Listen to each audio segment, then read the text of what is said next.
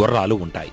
కాని కేవలం ఒక చెవి మాత్రమే ఒక రంగులో ఉండి మిగిలిన దేహమంతా వేరే రంగులో ఉండే గుర్రాలు మనకు ఎక్కడా కనబడవు.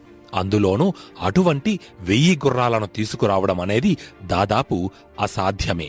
కాని రుచీకుడు తన పట్టు విడవలేదు. ఆయన మహాతపస్వి, జ్ఞాని కాబట్టి తను అనుకున్నది తపస్సుతోనే సాధించాలని నిశ్చయించుకున్నాడు.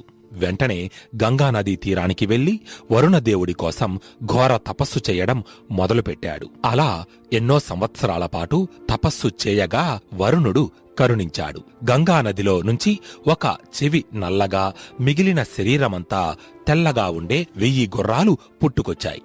అందుకనే గంగానదికి అశ్వతీర్థము అనే పేరు కూడా వచ్చింది. అయితే ఆ 1000 గుర్రాలను తీసుకెళ్లి గాధి మహారాజుకి కానుకగా ఇచ్చి ఆయన కూతురైన సత్యవతిని రుచీకుడు వివాహమాడాడు. వివాహమైనప్పటినుంచి సత్యవతి అన్ని విధాలా భర్తను సేవిస్తూ ఆయనతో ప్రేమగా నడుచుకుంటూ ఉంది.